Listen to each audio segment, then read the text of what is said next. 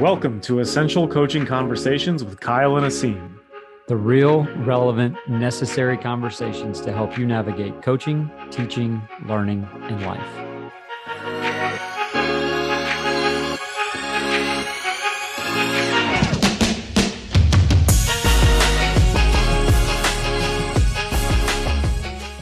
Coaches, welcome in to episode 9 of season 2, Essential Coaching Conversations.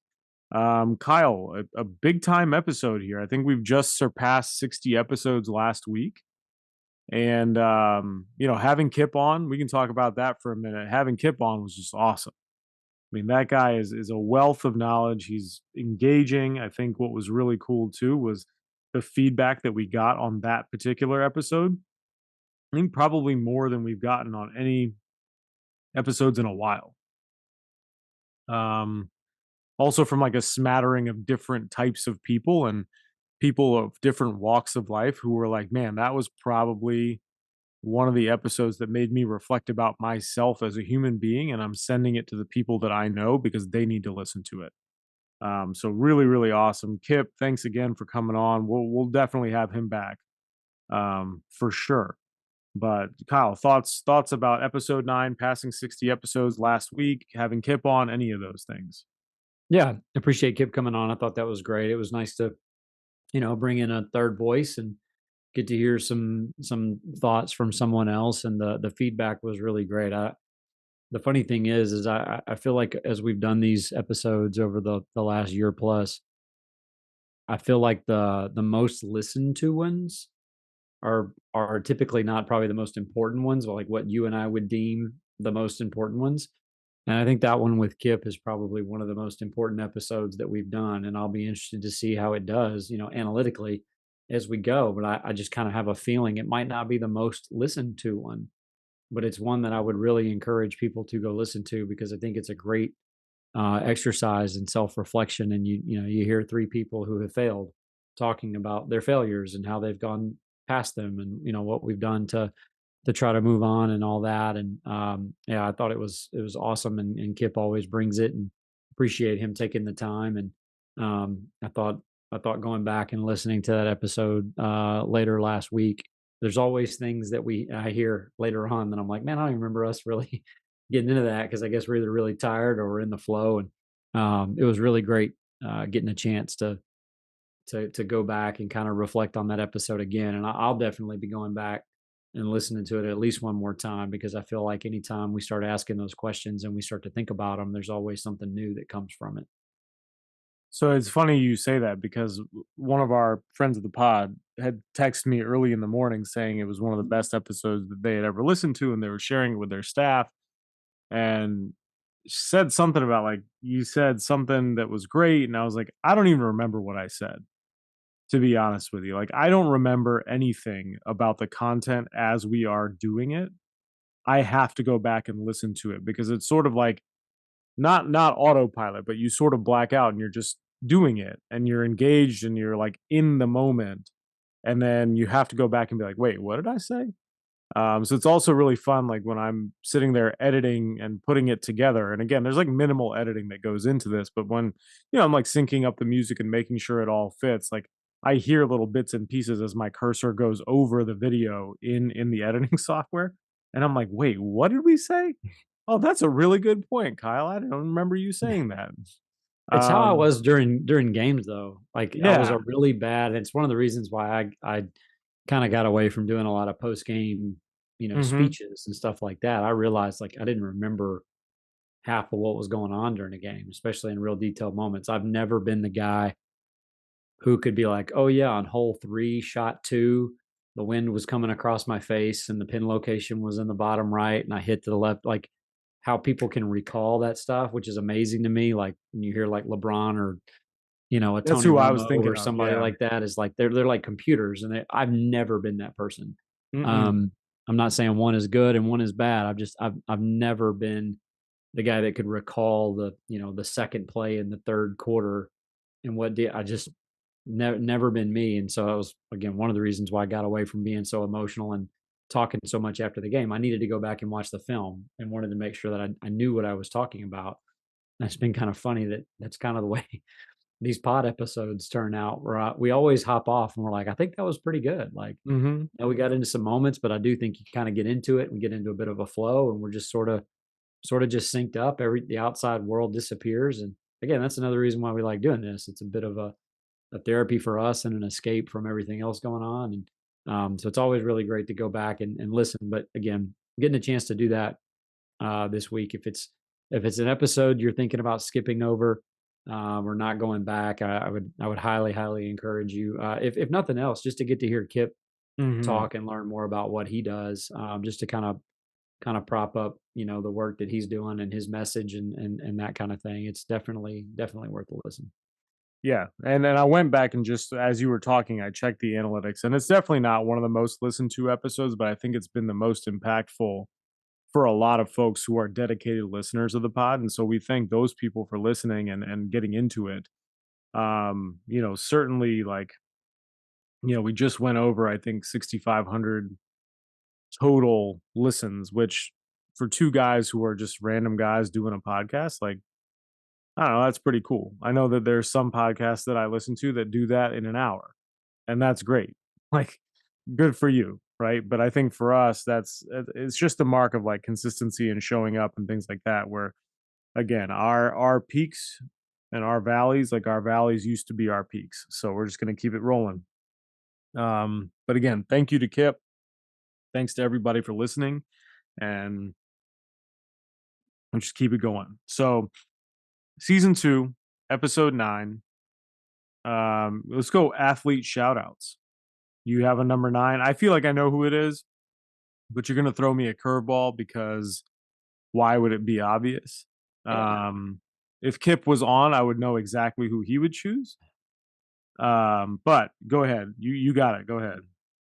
So I am going to throw you a curveball because I couldn't decide, Mm, because there are two Dallas number nines mm, in Mike Modano and Tony Romo, mm. and I it's like I couldn't just Sophie's choice over here. Like Wait, I wait. couldn't. Time out. I called Mike Madonna last week thinking he was number 8. I'm pretty sure I did in the pre-show. He's number nine.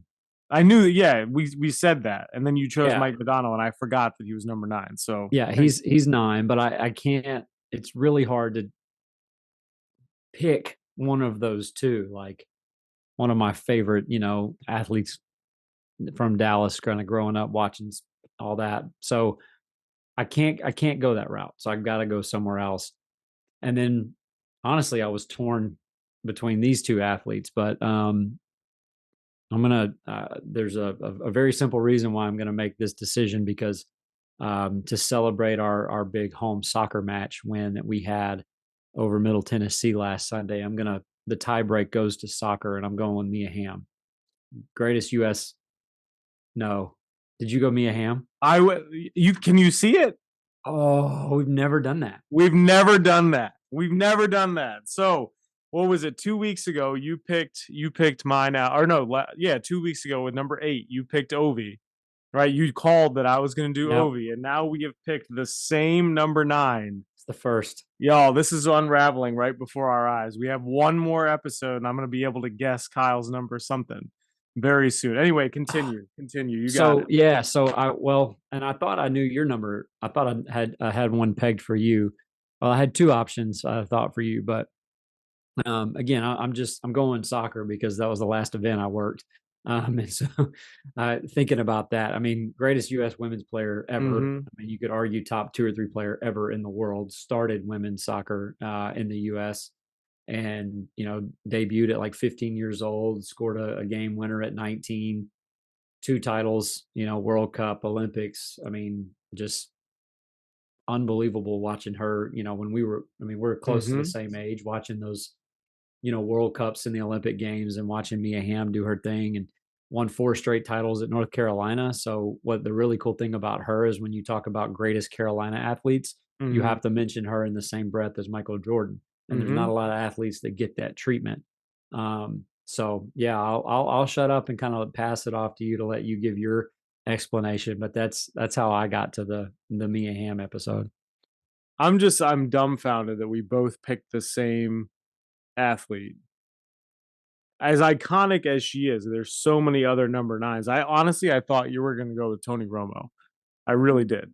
But Mia Hamm and I actually grew up in the same area. I don't know Mia Hamm at all, but it's pretty cool that we like traversed the same roads for most of our lives and things like that. And like, just growing up in the 90s and watching like the 99 Women's World Cup and like kind of putting women's soccer on the map Yep. and to see what it's become now, right? With being the most dominant sports team in the world, maybe besides the All Blacks. Um, you cannot mention sport as a whole, I think, without mentioning Mia Hamm and the outsized influence that she had on the development of sport kind of worldwide, but especially women's sports. And as somebody who coaches women and has been coaching girls and women for the better part of the like almost what, a decade and a half now. Um just incredible. I mean, just the incredible influence. I mean, I remember when we were growing up. So, you go to a Halloween party or something when you're in like middle school and high school. I think I was 11 when the 99 World Cup happened. And for Halloween, as we're in October and we're a couple weeks, actually exactly 2 weeks away from Halloween as we record this, every single girl in my class Mhm. wore a Mia Hamm jersey.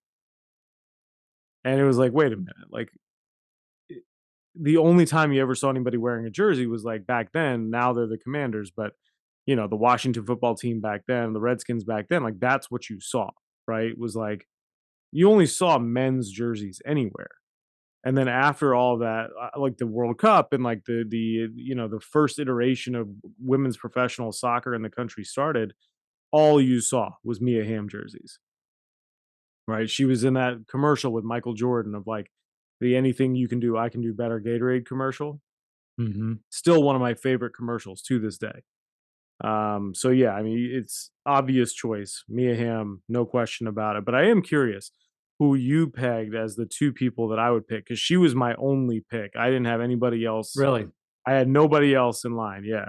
I thought you might go Tony Parker, Okay. Fair enough. Spurs.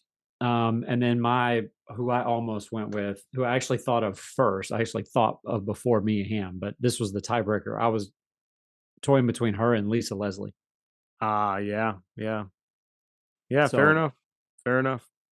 Neither of those came to mind. As soon as I saw interesting. like nine, I was like, nope, that's nine belongs to Mia Hamm. Like Mm. forever, she is number nine. Yeah, Tony Parker certainly number nine, but yeah, Mia Hamm is like, they talk. I don't like the Mount Rushmore thing, but greatest athletes of all time, absolutely top five, without Mhm. a doubt. So, Yeah, I mean, she started it, like, mhm, and when women's soccer started in World Cup, I mean, that was, like, in '91, right? That was the first one ever, I think so. Yeah. and so, I mean, like, they're from the ground up as a teenager, Hmm. essentially establishing an international stage, Yeah. and just thinking about, like, what that pressure and, just I mean, how do you Hmm. handle that? I mean, there's even other like, Ronaldo's number 9, right? Like, Yeah. Yeah. Wayne uh Rooney was number nine. Yeah. yeah, Ibrahim is number 9. Like, there's a lot of really, really great number 9s, and, like, you can't get to them, in my mind, in your mind, obviously, like, without starting with her, you know? I mean, Right. she walked and ran instantly, so people like Carly Lloyd could run, Alex Right. Morgan could run, like, Right. it's amazing when you think about how dominant the US has been in that sport on a global level, and again, she essentially started it from the ground up, on a global stage, so yeah, that's pretty cool. Yeah. No, that's First awesome. time for everything. First time for everything. Oof, the shtick is almost up. Now, as soon as I guess one of yours, what are we gonna do? Like, Yeah, there's we no just more have to stop. surprises. There's no more surprises in this. All right. So the would you rather. Do you go for it? You got it. Oh, you want me to introduce it? Hmm. Okay, gotcha. So, would you rather, and I guess caveat here, let's say you're a player, okay? So, in the eyes of a player, a high school kid, would you rather have extremely cool, dope uniforms and sort of the swag package, but play in an absolute rundown shit stadium?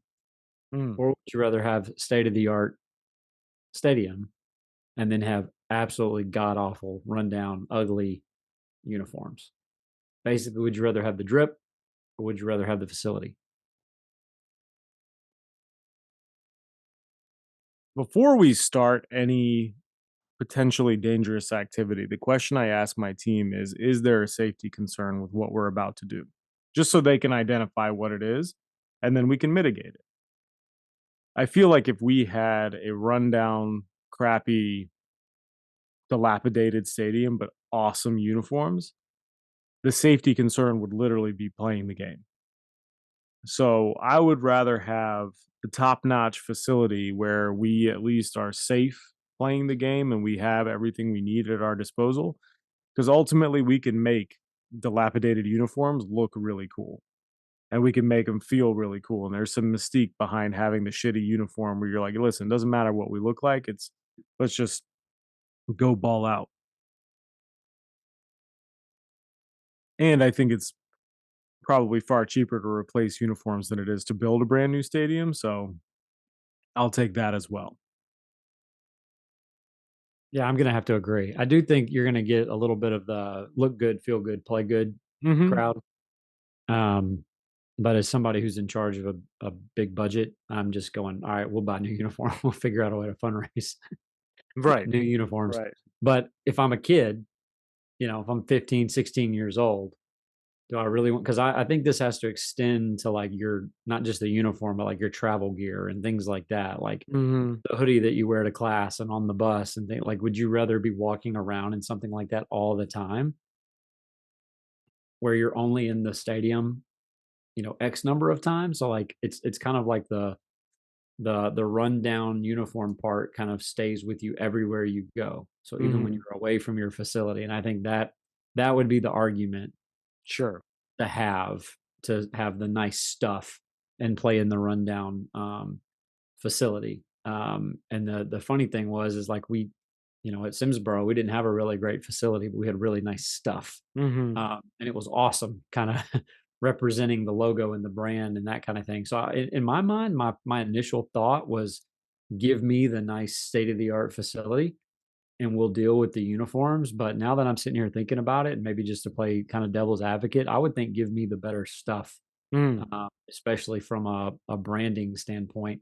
And then we would kind of deal with the facility. I've never, as a high school coach, ever had nice facilities. So I guess I'm kind of used to, having not having state of the art this and that. And maybe there's some, I guess this could go either way, but maybe there's some value in like, hey, we don't have the nice stuff. We're blue Mm. collar. We got to earn it, that kind of thing.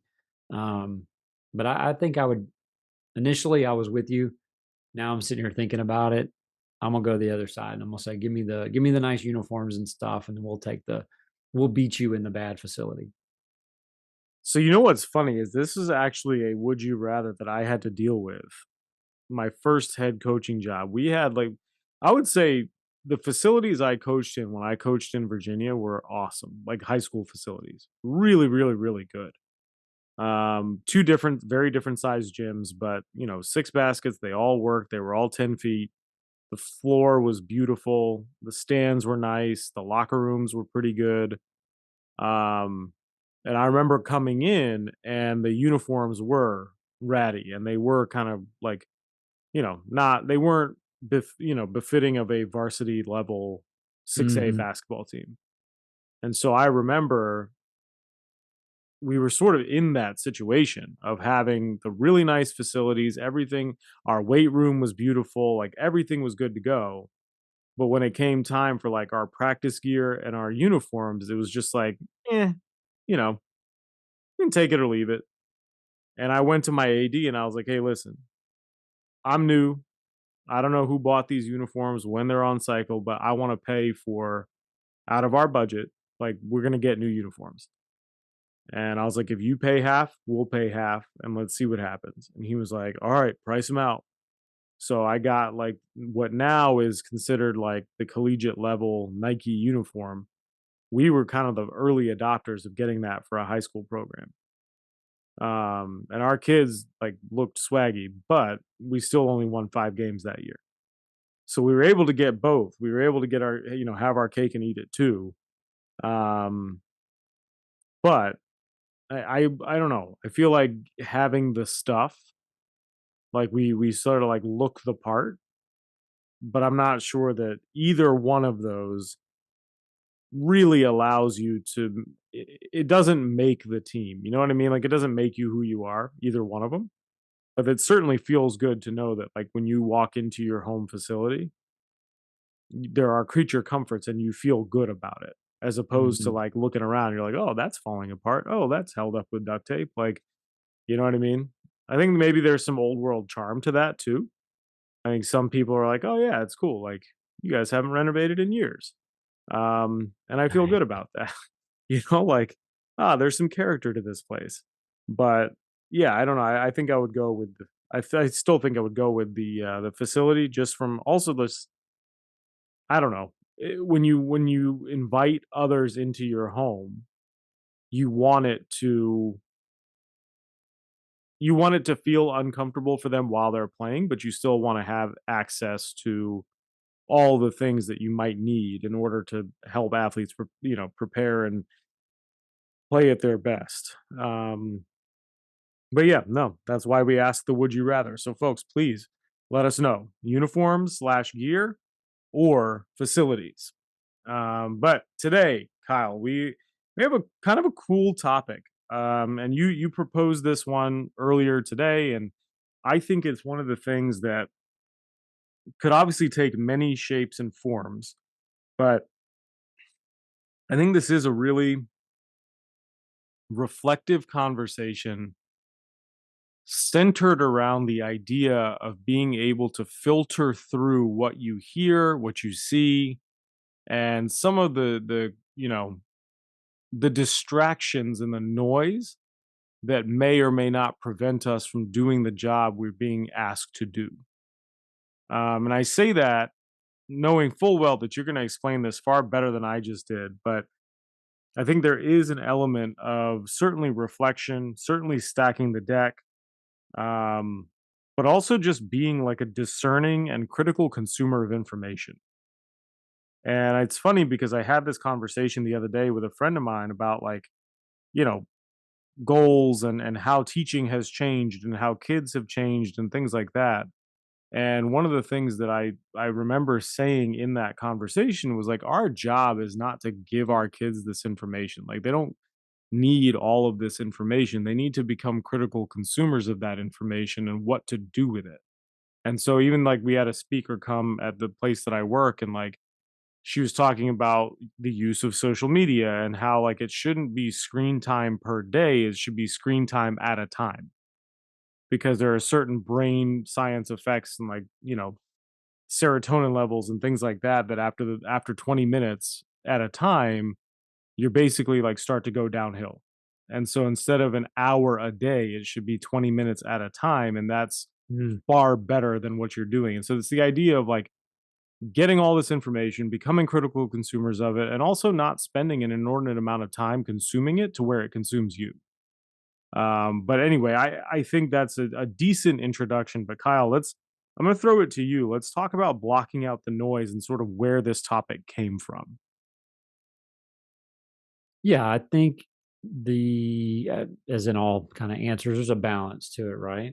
And we hear as coaches, you hear a lot of noise. We hear noise as teachers, and even as administrators. And I think when you work in a business that is very public facing, it's very exposing.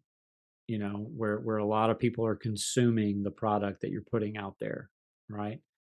And so if you're a high school, varsity girls basketball coach, that community is consuming your product, right? All of this stuff is recruiting. It's you're selling a product to a certain degree, and I certainly think in 2023, in the age of social media, um, everybody has an opinion, and I think what is, I think everybody's probably always had an opinion, right? But now those opinions are much more readily made and available, and you can get your opinion across the world instantly. And one of the things that I think is probably changed over the last few years is that not only does everybody have an opinion, but most people feel entitled that their opinion, that you should accept it, number one, and then B, you should do something about it. That there's a certain level of entitlement that my opinion should not only be spoken into existence, but somebody should do something about said opinion, right? Especially if I don't like something. Um, and the other thing that I think is fairly accurate with a very broad brush is that most opinions are misinformed on most topics. Again, especially nowadays where anybody can say anything at any time, and it's hard to sift through what is even real, in the age of misinformation and in the age of, I mean, you go on Twitter right now and there's stuff happening all over the world and you can't tell what's real. You can't tell what an actual factual account of something is. And the other sort of symptom of this, I think that you see, and Annie Duke has written some great books on this, and how people think and the sort of this disease of resulting. And most people don't really care if what they say is right. They just want to be right.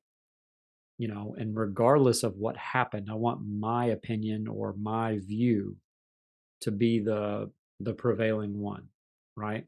And a lot of these other things I think go much deeper in, it's, most of us have our minds made up about a topic before we ever hear anything about it. We're skewed into our the way we were raised. There might be some cultural things here. There might be life experiences that have happened to us. There could be any number of influences that it's really difficult, I think, to even take the time to hear what somebody else has to say about something. And even if I do give you sort of the avenue to do it, you're probably not going to change my mind, right? And so even from like big real world global issues, right? All the way boiled down to, you know, armchair quarterbacking from the third row of the bleachers at a high school basketball game, or a message board, or just anything, the parent that doesn't like the way you're running that classroom because her baby's got a B and she should have an A. Everybody is going to have an opinion. And I think the most difficult part of this is being a selective consumer of what quote unquote noise to pay attention to and sift through there, because the noise is rarely complimentary. Most people are never going to hop on a message board and say something nice about you. Most people are not replying to your Twitter saying something nice about you. It's usually going to be something negative, right? On the flip side of that, I definitely think there is some value in getting a pulse of what your consumer base thinks and feels. That can be extremely valuable.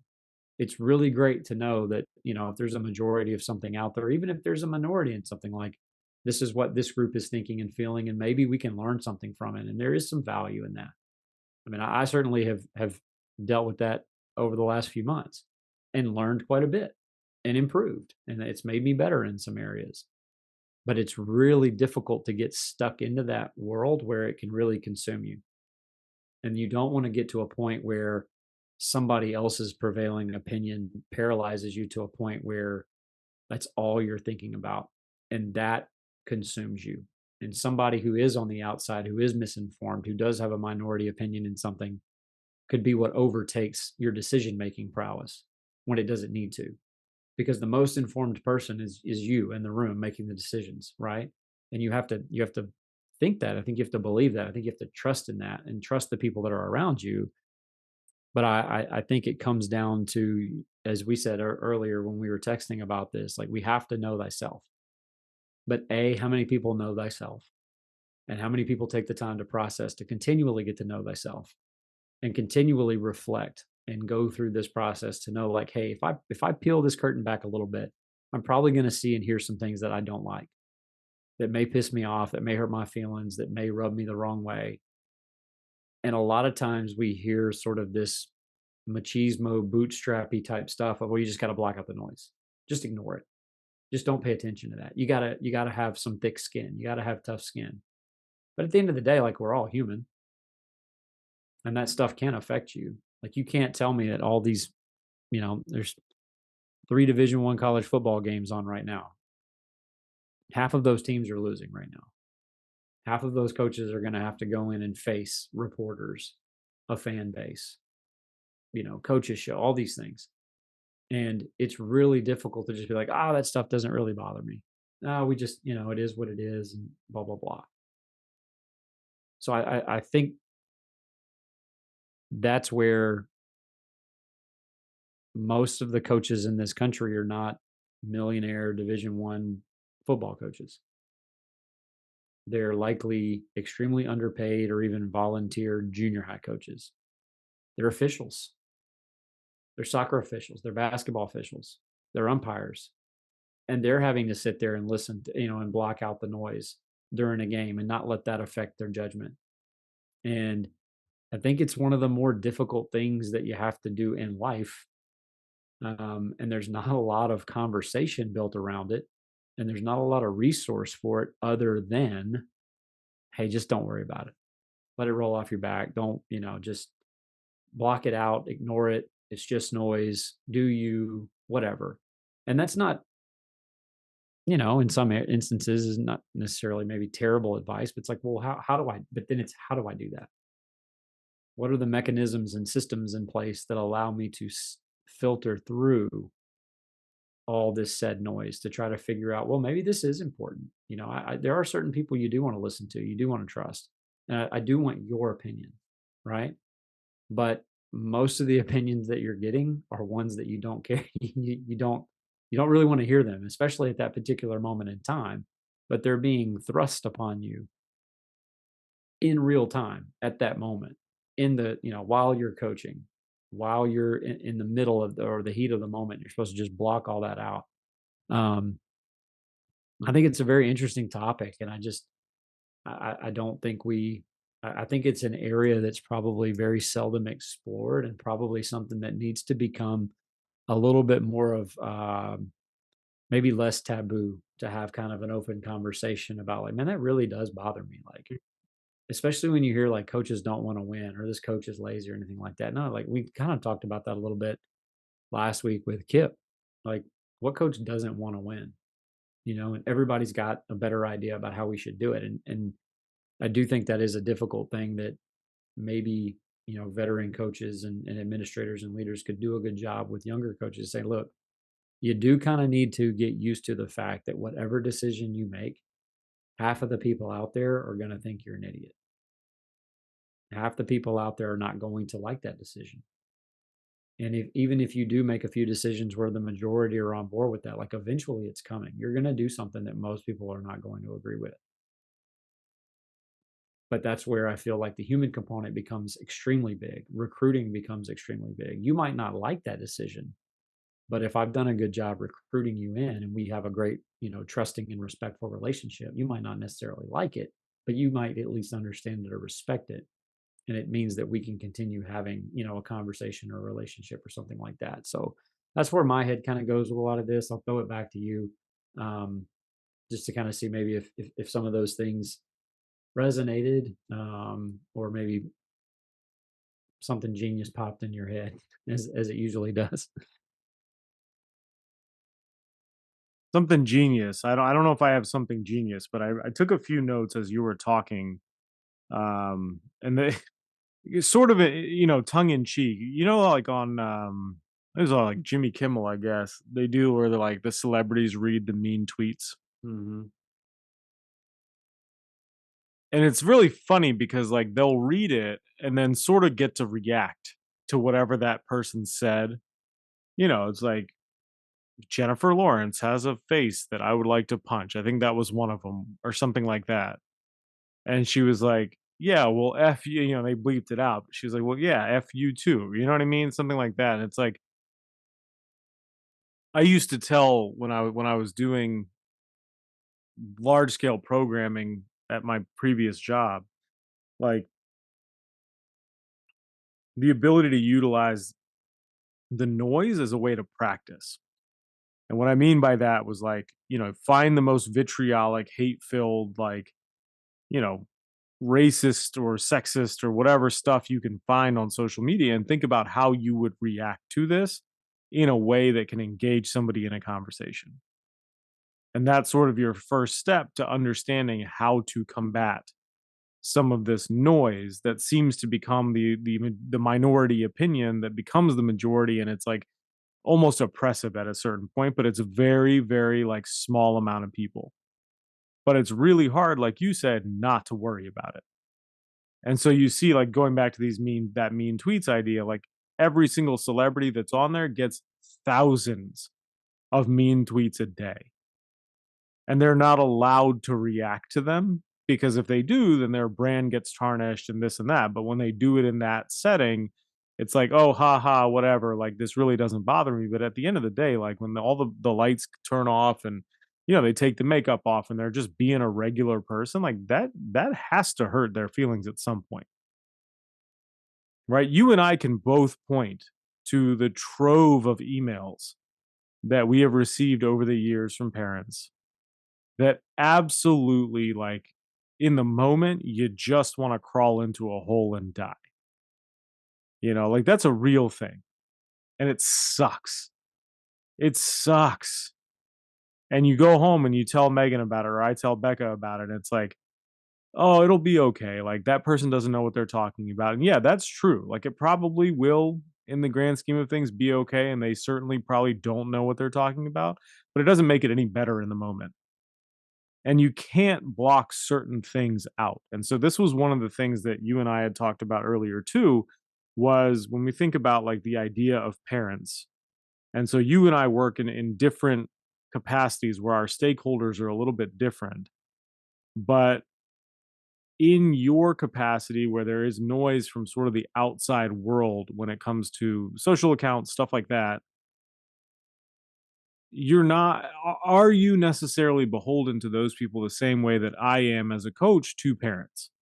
And the answer is yes. I mean, in a certain manner of speaking, like there are people that spend good money to do whatever they are doing with you guys, and like you have to sort of keep them happy. And at the same time, they may have an uninformed opinion, just like a parent might have an uninformed opinion about me or about our program. But at the end of the day, we still have to service those people as if they're the most important people in the world. Mhm. Right. And that's really, really hard to do. And so when you talk about like blocking it out, I know the title of this episode is generally, block out the noise, but it's really hard to block it out. It's also really hard to not let it inform your opinion of A, yourself, or B, just how good or bad things really are. And so I think there's a matter of perspective that exists as well that I'm not sure we as coaches, as professionals, as teachers, as men, that we get the opportunity to really think about like, did I have a really bad day because of this, or did I have a really bad 15 minutes? And so then, it brings up this idea of like, I just read this on ESPN literally like 15, 20 minutes ago.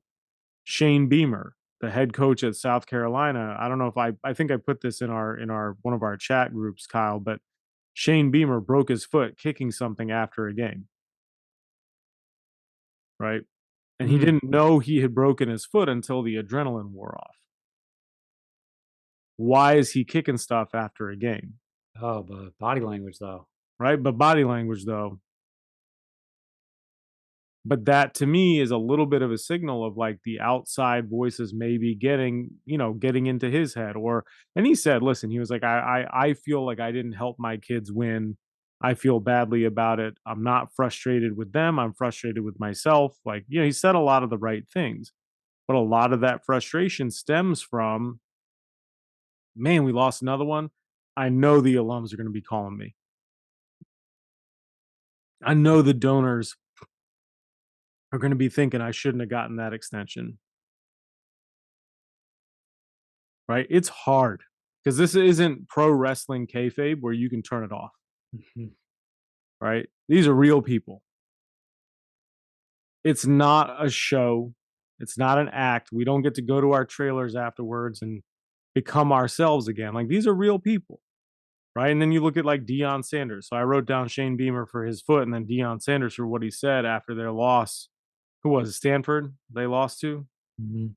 right? In double overtime. Like, 29 nothing. my we were up 29-0 at halftime, and I don't know if my guys want it as much as I do, and they gotta love football and this, that, and the other. I mean, a lot of that is motivated by, the narrative and the things that he wants to put out, which, listen, right or wrong, it's his choice. He can do whatever he wants, right? But there's an idea of like, well, if I put that out there, at least I can inoculate and protect myself from some of those things that I might have to block out later, or from the immediate in the haters and all of that stuff. Like, I think it's, you know, when I say haters, I think about like all the young kids who are running around being like, I gotta work so I can, you know, make sure my haters have nothing to hate on. I'm like, dude, you're 8 years old. You don't have any haters. Nobody knows who you are. Relax.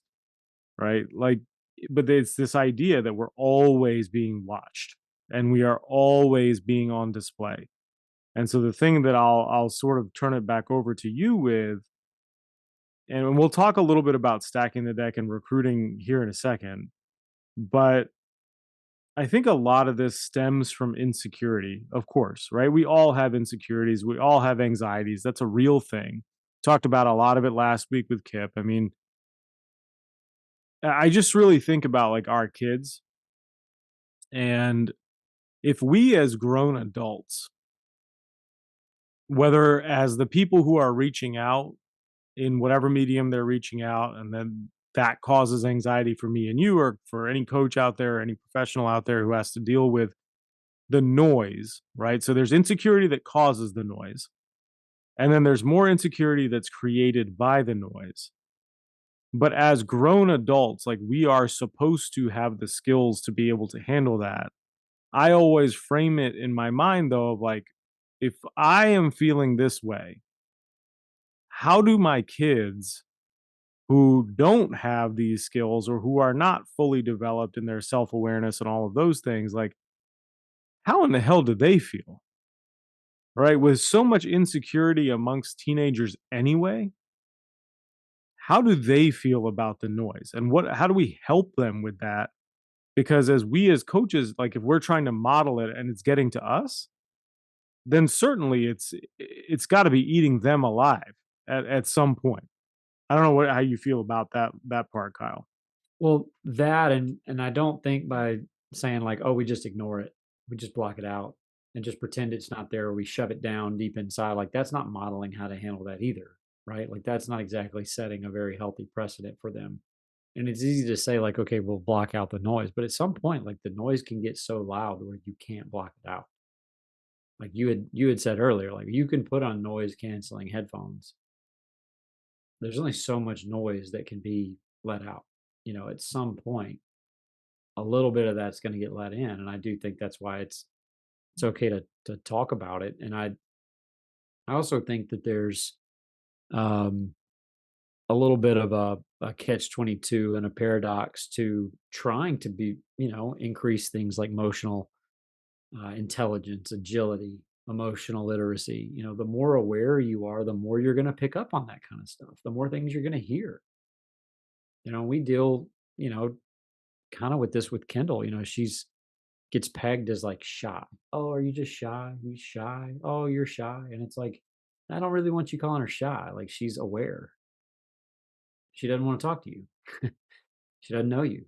Like, "Oh, well, you're just, you're sensitive and you're shy." It's like, no, I'm aware. I'm more attuned to what's going on around me than you are. You're a you're a stone-faced dolt. Like, don't. hate on me because I'm picking up what's going on in this room more so than you are. Like, why is that emotional ineptitude almost rewarded and accepted and revered because you can just pretend like it doesn't bother you when that really could, in some instances, could be a sign of like a lack of emotional maturity there. And people who do, either more innately or work on their ability to connect with people and be a little bit more relationship based and understand what's going on and attuned and can pick up on signals in a room or what's going on, like you're almost sort of knocked and degraded for being more skilled in a certain area. And it can be a little bit harder to deal with some of that stuff because you are picking up on a little bit more of that noise, or even just a little bit of noise might sound a little bit louder to you than somebody else. And everybody's going to be a little bit, different. And I do think you can get used to certain things over time. Like there are certain parent emails that I would get in my first few years of teaching and coaching that would really drive me nuts. Like I would not sleep. And I do think, you get some reps at it, you learn how to handle it. You also realize that a lot of that stuff is unfounded, it's misinformed, and you can't really rationalize with an irrational person. But I think it takes some reps in that and understanding, like, okay, there's just so many people. Like, how many times have you and I crafted a email reply and been like, there's no way they can say anything else back to this? I got them. Like, where they're beat, they're dead in the water. There's nothing they can say. Send. all the Two time. seconds later, they're coming back at you with all this other stuff. And it's like, how in the world can they argue with me? Like I'm sound, I'm right, whatever. And again, my guy Ben Haddix, the best email reply in the history of email replies, it just thank you, send. Mhm. You're trash, you're terrible, you've killed my kid's dreams, you're an idiot, you should have done this, you should have done that. Thank you, send. And Mhm. that shuts them up more than anything else, right? Because there's nothing you can say about it. So if you're going to have that dialogue or continue with that, you know, I do think having a little more life experience and going through some of those things, it can get a little easier, but at the same time, like I don't know if you can ever really 100% block out the noise. And I feel like if you were to get uh, a millionaire coach or a celebrity or somebody that's rich and famous that deals with that all the time, and it's like, oh yeah, well they're rich and famous and they're flying around on jets and they've got this and they've got everything they could ever want. It's like, well, most of these people are depressed and you Mhm. see a high rate of suicide amongst fame and dealing with different things or whatever, and dependency with alcohol and drugs and all these other things that you're dealing to cope with that noise. So you can say like, oh yeah, well at least they're rich or at least they have this or at least they have that. But I bet you if you could get somebody in a real moment of honesty, they would give all that up in a heartbeat just to quote unquote be normal and make that noise go away. Well, doesn't this speak to the would you rather? And I don't think we did this on purpose, but the would you rather was about would you rather have the nice stadium or the nice uniforms and the nice stuff and appear like things are great, but on the inside it's awful, right? Like I think there's an element of keeping up with the Joneses and trying to win the Christmas party. And when that noise gets in the way, it's really hard to do that. Right. And when there is that sort of interference of I'm trying to get my message across, I'm trying to do the right thing. And there's all this interference because there's so much noise from the outside. And we tell our kids, we tell our teams, we tell our students, we tell everybody, like, hey, block it out. We don't need to listen to that. Like, I remember doing this with my team a few years ago. Like we were receiving votes in the top 25, I think.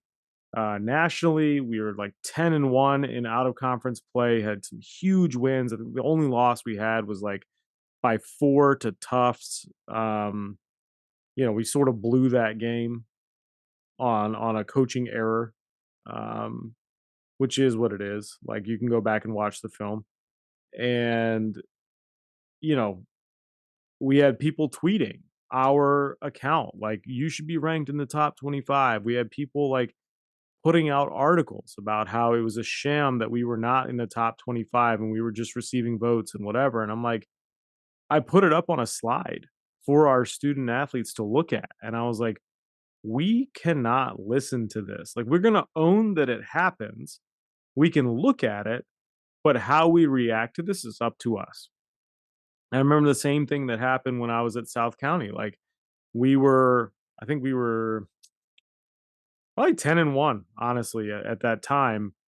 And we were ranked in the top 20, where I think we were number 18, and it was the highest ranking in school history or something like that, or at least in a while, in the Washington Post All Mets poll.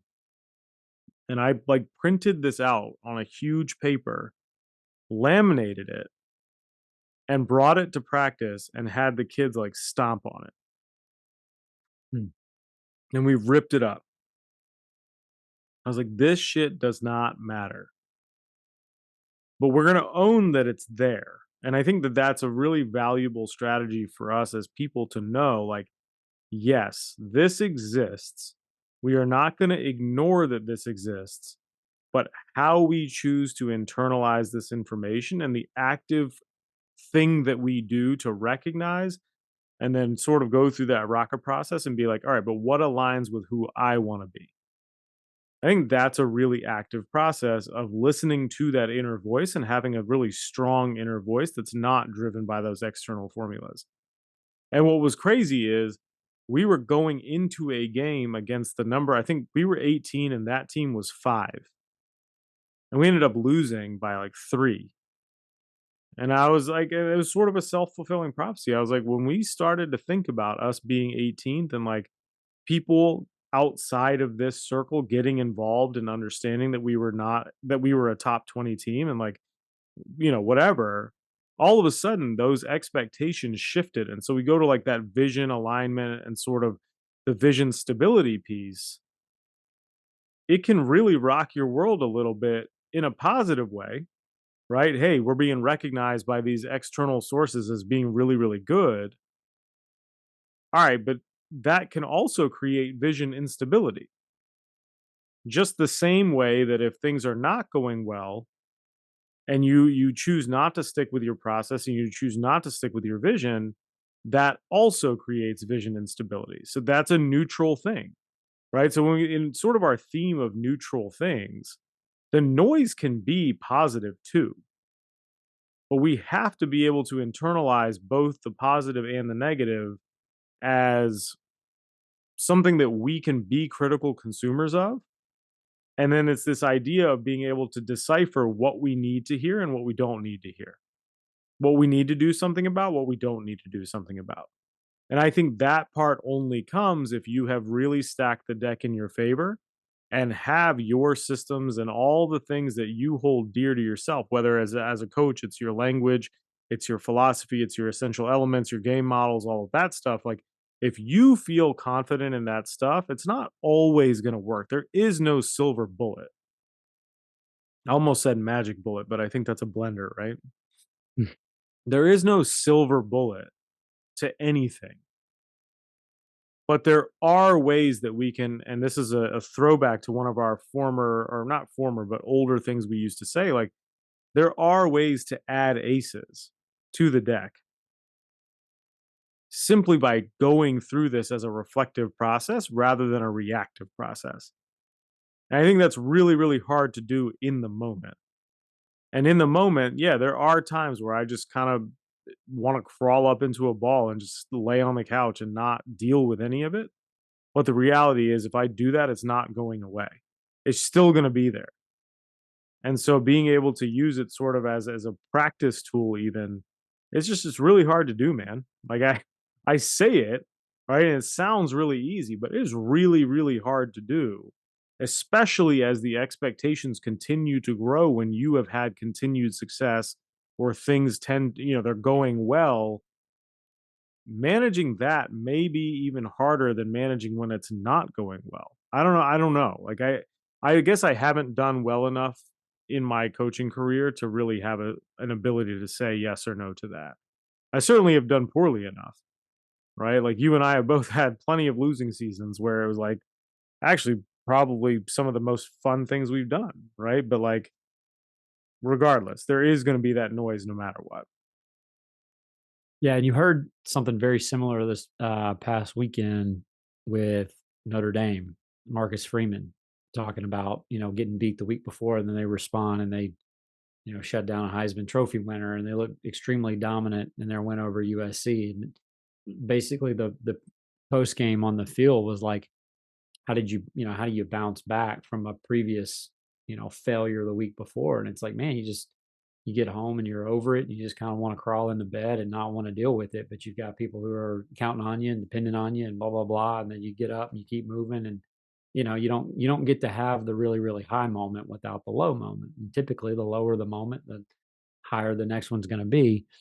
And I think again, it takes a little bit of grit, determination, dealing with adversity, all those coach speak kind of things. Um, but I think for me, where I know that I've gotten better, I've grown and I've matured, it's where I get more frustrated at myself when I do let the noise get in. And I get more frustrated at myself like after it might not be in real time, like it'll get with me, but then 10 minutes later or the next day, I'm like, man, I can't believe I let what so and so said really bother me that much. Like I'm better than that. Like at the end of the day, these insecurities you're talking about, it's very similar to entropy that we talk about all the time. And the whole goal of any good system is to reduce the amount of entropy. And the more you stack the deck and the better your systems are, and the more recruiting you do, and the more aces you add to your deck, and the more times you go through the human component wheel and the tighter we are, ultimately what you're doing is you're reducing the amount of entropy. So for our own sake, we're reducing the amount of insecurity that we're facing when we hear something.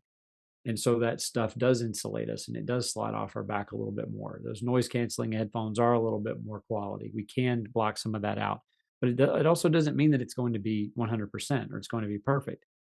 And I feel like a sign of growth and maturity is when you get to a point where you really are, process oriented, if as it were, and you are focusing on success being the next best decision. Doesn't mean if you're making the right decision or the wrong decision. Did I make the next best decision I could in that moment with the information I had?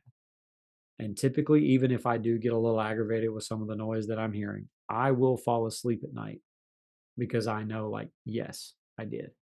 I made the best decision that I could in that particular moment. And if I realize that I didn't make the best decision, I've at least been able to reflect on that and know that I didn't. And then I can fall asleep. I think where the sleepless nights come in and where I was extremely bad about this as a coach is I wouldn't go home. I would not go home. I was going to Chili's, I was going to Cane's, I was going to Waffle House. I was shooting free throws in an empty dark gym till 2 o'clock in the morning. And now at 38 years old, I look back at like how ridiculous that almost sounds. How many nights I could have gone home and still spent time with my wife while she was still awake and I didn't go home. Like how many moments I missed out being around the most loving and supportive person in the world for me. Why did I not, why did I allow the noise to make me miss out on those moments all those years? When in reality, that was the place I should have been. It almost seems silly when you think about that and you look back and you reflect on that. And in my new role, it kind of happened again. Like after that first football game, she texted me. She was like, "Please don't stay out all night. Like I know who you're going to be," because it was kind of like coaching again. She was like, "Come home," and you're like, you know what? You're right. Like it doesn't solve anything. For as many sleepless nights as I had, as many free throws as I shot in an empty dark gym, as many waffles that I had at 1:30 in the morning. Do you know how many extra wins that bought me? Zero. How many problems I solved at 2 o'clock in the morning that couldn't have waited till the next day? Zero. Didn't Mhm. do anything. And you could argue that it made things worse because it festered and you weren't able, and the noise became louder and louder and louder. And so I think if anything has changed for me over the last 10, 12, 15 years is I don't want to say that I'm thicker skinned or that I'm, more insulated. I think I've been able to hear it, process it, and then get back to who I am and get back to my systems, get back to what I believe in. I know thyself, a lot more now. And I think the really difficult thing for, I'm 38, but I'm only 38, hopefully, relatively speaking, and over the course of my life, like 38 will be pretty young, right? And so at 48, 58, 68, I'll look back and think, oh, wow, I was an immature 38-year-old. But I think again, that's a sign of growth. So I think you do want to look back and realize, that seemed kind of childish. I can't believe I let this bother me that much, or I should have handled this more, a little bit differently or whatever. But I don't think you can get to that point unless you're going through this reflective process over and over and over again. But again, there's sort of this catch 22 that the more reflective and aware you're going to be, the more susceptible and open you're going to make yourself to some of this outside noise. And Well, I because think that's where, it's going to start bothering you more, right? yeah, I think it definitely can. But that's sort of a caveat and a launch point into that's why you need an Asim in your corner. That's why you need a Thursday night group chat in your corner. That's why you need an essential coaching community in your corner. That's why you Mhm, need mentors and friends, and mhm, you it also helps to have somebody that doesn't know jack shit about sports if you're a coach. One mhm. of my best friends doesn't know anything about sports. Like, I'm talking nothing. And I love hanging out with the guy because he doesn't view me as a loser coach or a guy who didn't handle this correctly or anything like that. I'm just Kyle, his Mhm, friend. We don't talk about work or sports or anything like that. And sometimes that is the best place for me to be because you're just totally escaping everything. mhm. You're not being viewed or judged like that. You're being viewed and judged for the human being that you are, which is also a great. I mean, that's again like why do you miss so many nights with your wife and your kid when they don't care about that stuff. They're the ones that are going to view and judge you based on who you truly are. And I think that if I get annoyed with myself nowadays, it's that I don't fight that battle a little more and go home after a hard day's work or after something like that, especially when you're hearing some of those negative things and you really do need to get back to what's important. And I do, and ultimately I think it keeps you more grounded. I think it definitely keeps you more grounded. And it reminds me of the quote. I think I tweeted this a few days ago, maybe a couple weeks ago now, but Booker T. Washington said it, and I'm paraphrasing a little bit because I don't remember the exact quote, and I'm too tired to look it up. But it's surround yourself with people of good quality, for it's better to be alone than in bad company. And my college roommate had that hanging on his wall for 3 years. And I remember looking at it like every day because we'd hang out in his room, we'd hang out in the common room, like we just see it, right? And it's like the older that I've gotten and sort of you know, the less fucks I've given about stuff. Like let's just say for what it is, right? Like the less I've cared about certain stuff, that quote has become so much more true than it ever was when I was growing up as a young person, like trying to figure it out. And I think there are times where that noise becomes so overwhelming that you feel like you just need to be alone and figure it out. But then you realize, like you said with Megan, like you have good quality people in your corner. And I think it can feel really difficult to know that you're not imposing on those people by wanting to be around them in those moments where you're sort of questioning, like, God, this noise is really getting loud, right? And so I even think about it like I wrote down this question at the very, very, very beginning. And I think perhaps this is not a question that we can answer today, but it's something to think about, right? To me, the mark of an intelligent person is somebody who can be presented with new information that is backed up by facts or logic, and they can change their opinion. Mm. That to me is the mark of an intelligent person. Would you agree with that?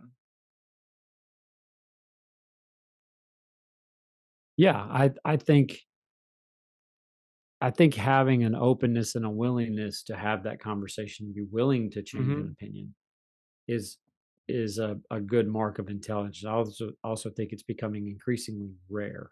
So this is where I'm going with that. So I'm glad you said that it's becoming increasingly rare. And again, I don't think that we can answer this question right now. I think this may be a part two. I think maybe it's perhaps a larger conversation with maybe more people to try to get some more viewpoints on this. But like my real question is, where did the intelligence go? Mm, Because I think we are lacking unless we are really in like unless we are really intentional about having a Kyle, having a Thursday night, Tuesday night EC groups, having these spaces in which we can be vulnerable and we can challenge ideas respectfully and have intelligent discourse. I think without that existing and without us manufacturing it for ourselves, because it's increasingly rare, right? Like you said, it's increasingly rare. The noise just gets louder and louder and louder and louder because everybody just wants to be right. And there's a lack of intelligence because where nobody seems to be using logic or reason or fact to inform what they're saying. It's solely opinion. It's like if the entire newspaper was editorials. That's all this is. And that a functional society cannot work that way. That's my opinion. I just don't see how that's possible.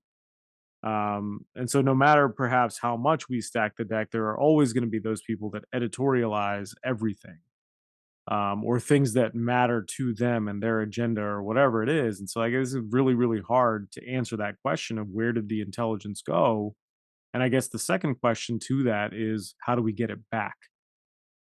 But I'm not sure at 10:49 p.m. on a Tuesday night we can answer that question without some reflective time and some conversation with the people who are closest to us. Like, hey, how do we solve that problem?